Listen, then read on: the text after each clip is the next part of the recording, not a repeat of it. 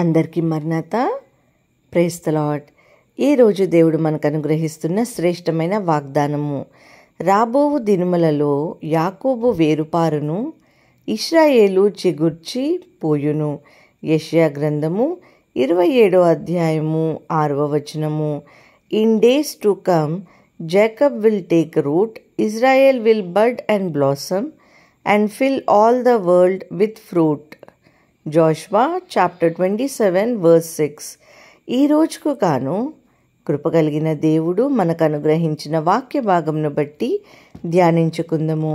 ప్రభునందు ప్రియమైన సహోదరి సహోదరులారా, దేవుడు మనల్ని చిగురించాలని కోరుకుంటున్నారండి. మనము అభివృద్ధి చెందాలని ఆశపడుతున్నారు. ఆయన బిడ్డలమై ఉన్న మనము అత్యున్నతమైన జీవితం కలిగి ఉండాలని ఆయన ఈ లేఖనాల ద్వారా తెలియచేయుచున్నారు. ఈ రోజున ఈ మాటలు వింటున్నా నీ జీవితంలో నీవు నష్టాలను చూస్తున్నావేమో, నీ కుటుంబంలో పరిస్థితులు నీకు అనుకూలముగా లేవేమో, నీ శరీరము నీకు సహకరించడం లేదేమో, నీవు చదువులలో వెనకబడిపోయావేమో. ఏది ఏమైనా నీవు ఎటువంటి పరిస్థితిలో ఉండినప్పటికీ నీవు నమ్మిన దేవుడు ఈరోజు సెలవిస్తున్నాడు. రాబో దినములలో నీ వేరుపారును అని, నీవు చిగురించి అభివృద్ధి పొందుతావు అని. చూడండి, ఒక చెట్టు ఎదగాలంటే, మంచిగా కాపు కాయాలంటే అది తప్పనిసరిగా దాని వేళ్ళు పారాలి, లోపలికి వెళ్ళిపోవాలి. లేదంటే దానికి ఎన్ని నీళ్లు పోసినా, ఎంత ఎరువు వేసినా ఉపయోగం ఉండదు. దాని వేరు లోపలికి పోవాలంటే అది ఖచ్చితంగా మంచి నేలపై ఉండాలి. వాక్యం సెలవిస్తోంది, రాతి నేల మీద పడిన విత్తనాలు పెరిగినట్లే కనబడతాయి, కానీ దాని వేరు స్ట్రాంగ్ లేనందున అది ఎదగలేక నశించిపోతున్నది.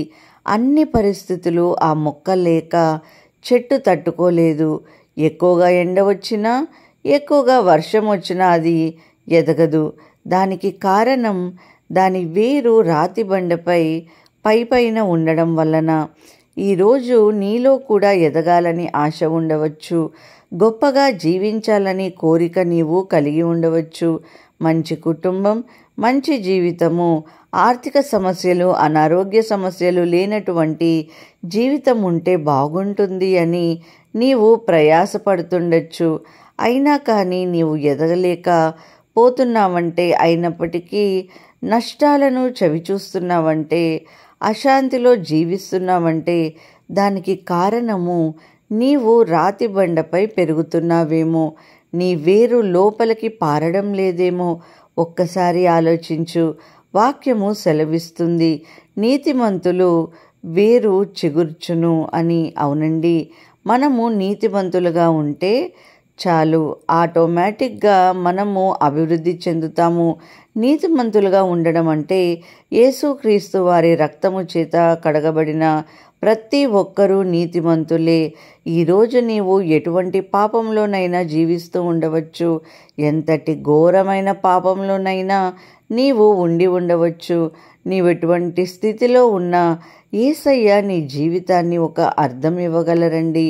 అవును ప్రియమైన సహోదరి సహోదరుడా, యేసయ్యను నమ్మడం అంటే ఆయన పైన ఆధారపడడమే, చింత యావత్తును అప్పగించడమే, ఆయనకు నిన్ను నీవు సజీవ యాగముగా సమర్పించుకోవడమే. అప్పుడు నీవు ఖచ్చితంగా నీ ప్రతి ప్రయత్నంలో సఫలమవుతావు అని లేఖనములు సెలవిస్తున్నాయి. యెహోవాను నమ్ముకొని వాడు ధన్యుడు. యెహోవా వానికి ఆశ్రయముగా ఉండును. వాడు జలముల యొద్ద నాటబడిన చెట్టు వలెను నుండును. అదే కాలు వలన దానికి వేర్లు తన్నును. వేట కలిగినను దానికి భయపడదు. దాని ఆకు పచ్చగా నుండును. వర్షం లేని సంవత్సరమున అది చింతపడదు, కాపు మానదు అని. అవునండి, ఎవరైతే దేవుని నమ్ముకొని వారి జీవితాన్ని కొనసాగిస్తుంటారో వారికి ఎన్ని ఆటంకాలైనా రానివ్వండి, ఎన్ని అడ్డంకులైనా అపవాది సృష్టించినా అవి ఏవి ఆటంకపరచవు. మన ఎదుగుదలను ఆపలేవు, మనల్ని ఏమాత్రము కూడా కృంగతీయలేవు. యోసేపు దేవుని నమ్ముకున్నాడు. అతని ఎదుగుదలను ఎవరైనా ఆపగలిగారా? కష్టమైన, దుఃఖమైన, నిందలైన అతని యొక్క మంత్రిగా చెయ్యి లేకుండా ఆపగలిగారా? అతని వేరు చిగురుస్తూనే వస్తున్నది. అతడు అభివృద్ధి చెందుతూనే వచ్చాడు. దానికి కారణము దేవుణ్ణి నమ్ముకోవడం. దేవుణ్ణి నమ్ముకోవడం అంటే ఏదో నామమాత్రము కాదు, కానీ హృదయపూర్వకముగా నమ్మాడు. నా దేవుడు నాకు తోడుగా ఉండగా ఎవ్వరూ నన్ను ఏమీ చేయలేరని విశ్వసించాడు. ఈరోజు నీ యొక్క జీవితంలో నీవును ఆ యొక్క పరిస్థితి అనుభవిస్తున్నావేమో. నీవు కూడా అభివృద్ధి చెందుతావు. నీవు కూడా మంచి ఆరోగ్యముతో నీవు అనుకున్న పనిలో ముందుకు వెళ్తావు. నీవు కోరుకున్న జాబ్, నీవు కోరుకున్న తీర్పు నీవు పొందుకుంటావు.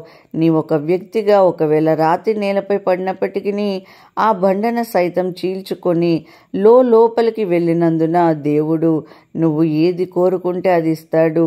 ఎప్పుడంటే నీవు కూడా నిజముగా దేవుని నమ్మినప్పుడు, తన పాద సన్నిధిని చేరి మొరపెట్టినప్పుడు, నీవు ఆయన దృష్టికి నీతిమంతునిగా, నీతిమంతురాలుగా మారినప్పుడు నీ వేరు పారుతుంది, నీవు కూడా చిగురిస్తావు. కాబట్టి ప్రేమైన సహోదరి సహోదరులారా, ఈ యొక్క మాటలు దేవుడు వాక్య భాగమును దీవించునుగాక. ప్రార్థన చేసుకుందాం. మహాపరిశుద్ధుడ ఘనమైన తండ్రి, మీకు స్తోత్రములు ప్రభా.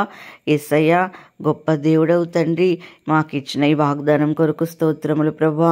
ఈ ప్రార్థనలో ఏకీభవిస్తున్న ప్రతి కుటుంబముని దీవించండి.